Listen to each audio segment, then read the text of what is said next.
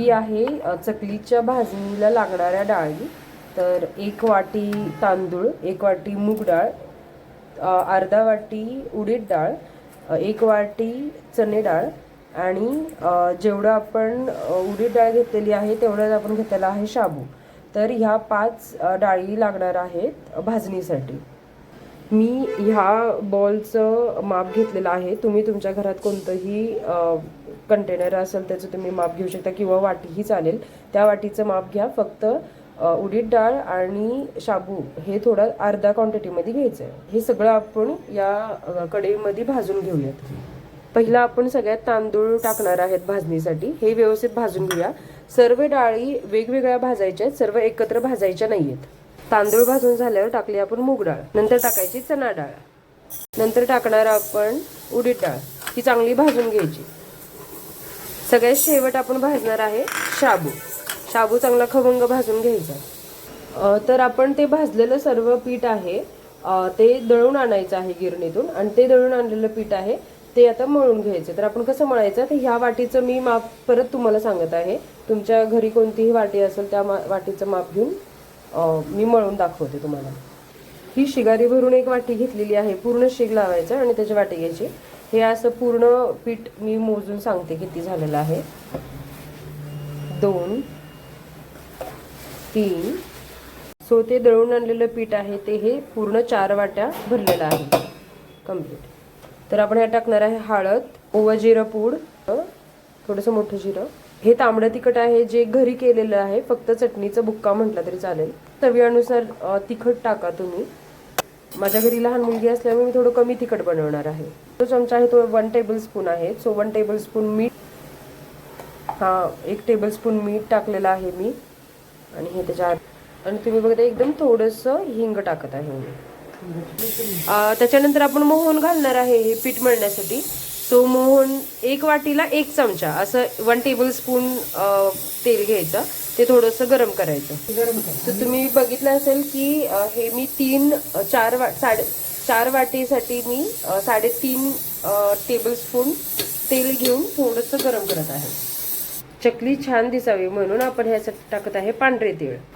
आता हे गरम झालेलं तेल जे आहे ते आपण ह्याच्यात पिठात आपण टाकणार आहोत आणि हे टाकल्यानंतर आपण हे प्रॉपर उलातनं गरम असल्यामुळे हे थोडं असं हलवणार आहोत.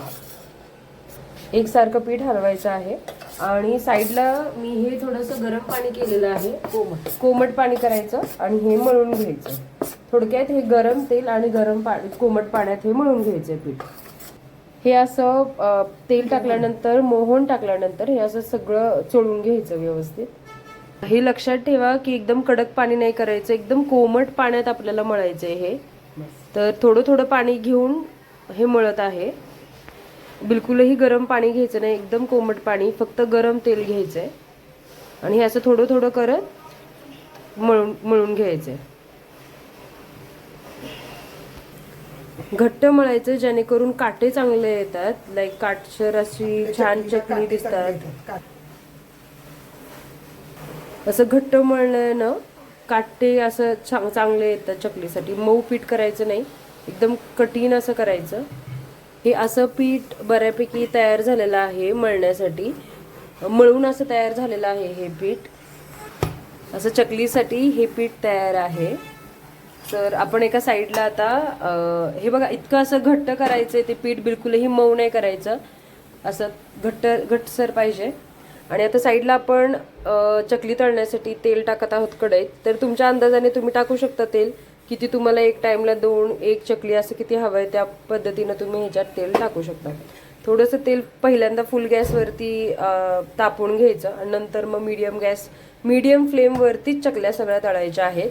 बिलकुलही फुल गॅस करायचा नाही आहे. फुल फ्लेमवरती चकल्या बाहेरून स्टार्टिंगला असं तेल व्यवस्थित कडलंय की नाही हे बघण्यासाठी एक छोटासा असं एवढासा गोळा घ्यायचा आणि बघायचं की तो गोळा खालती पडून वरती येऊन असं बुडबुड होतं येते. अशा पद्धतीने चकलीचं पीठ आहे साचा भरून घ्यायचं. असं पीठ ह्या साच्यात भरून घ्यायचं पूर्ण आणि माझ्याकडे जो चकलीचा साचा आहे तो असा आहे. आणि हे आता मी मीडियम फ्लेम ठेवलेली आहे, बघताय. असा हा साचा बसवत आहे. हे अशा पद्धतीने गोल चकली तुमच्या साईज जशी तुम्हाला हवी आहे तशा साईजने तुम्ही चकली पाडू शकता. एक मिनिट, हे बघताय तुम्ही कसे छान असे काटे आले. तर आपण आता तळल्यानंतर आपल्याला कळेल की कसं दिसतंय ते काटे.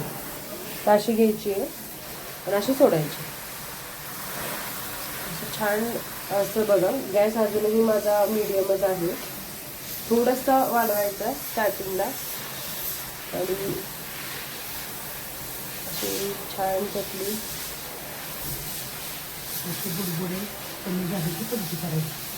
असे हे जे वरचे बुडबुडे आहेत, जे बबल्स दिसत आहेत, ते थोडेसे असे कमी होत आले की आपण फ्लिप करायचे.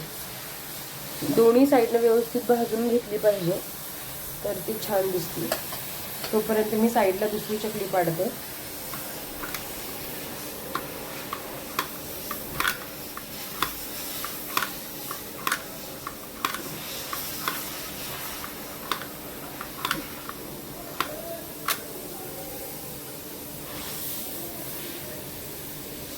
अशी चकली दुसरी पाडलेली आहे आणि ही परत मी पलटी केलेली आहे. थोडासा गॅस मीडियमच आहे आता. चकली चांगली तळायला उशीर लागतो, पण जेवढा उशीर लागतो तेवढं ती छान लागते ही आपल्याला आणि कुरकुरीत लागते. ही अशा पद्धतीने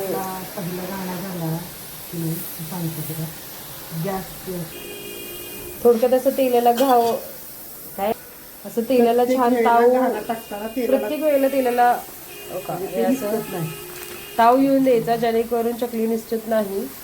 बघताय आपली चकली कशी असं एक थोडीशी बाहेर ही अशी चकली बघा झालेली आहे. आणि अशी छान खुशखुशीतही आहे. बघताय तुम्ही असा कसे छान काटे आलेत चकलीला.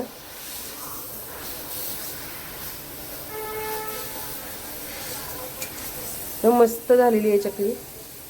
ही दुसरी अशा एका साच्यामध्ये एक 7 ते 8 चकली या साईजच्या चकली होतात. ठीक आहे.